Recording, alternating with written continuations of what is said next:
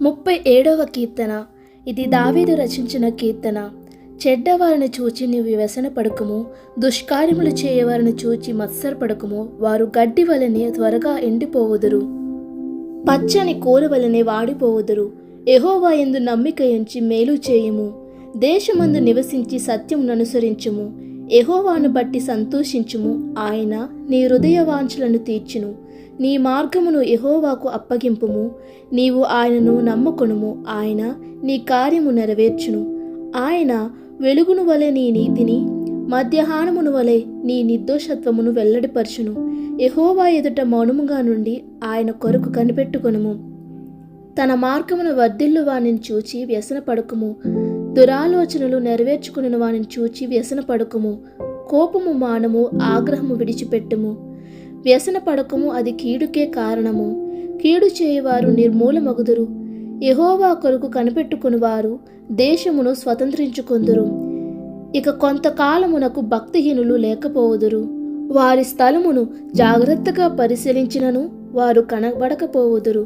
దీనులు భూమిని స్వతంత్రించుకొందురు, బహుక్షేమము కలిగి సుఖించెదరు. భక్తిహీనులు నీతిమంతుల మీద దురాలోచన చేయుదురు, వారిని చూచి పండ్లు కొరుకుదురు. వారి కాలము వచ్చుచుండుట ప్రభు చూచుచున్నాడు, వారిని చూచి ఆయన నవ్వుచున్నాడు. దీనులను దరిద్రులను పడద్రోయుటకై, యథార్థముగా ప్రవర్తించు వారిని చంపుటకై భక్తిహీనుల కత్తి దూసియున్నారు, విల్లెక్కు పెట్టియున్నారు.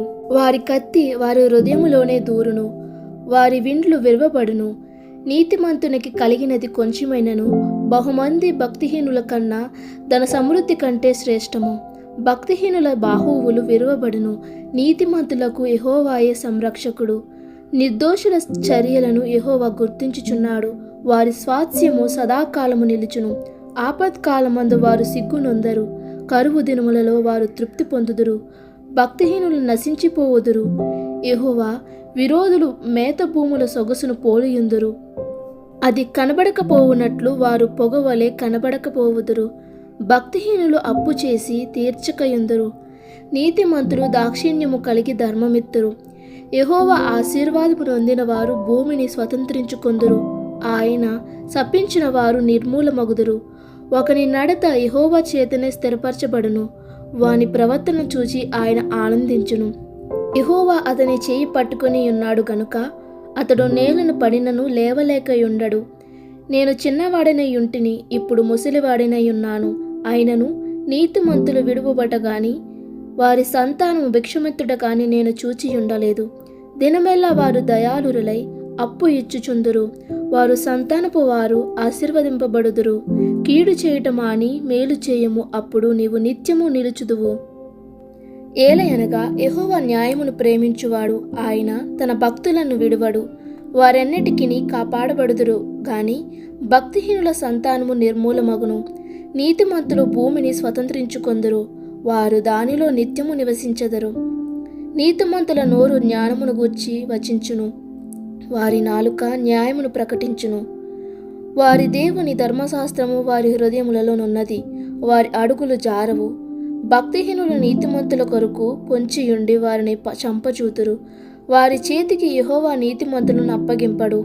వారు విమర్శకు వచ్చినప్పుడు ఆయన వారిని దోషులుగా ఎంచడు. యెహోవా కొరకు కనిపెట్టుకొని యుండుము, ఆయన మార్గమును అనుసరించుము.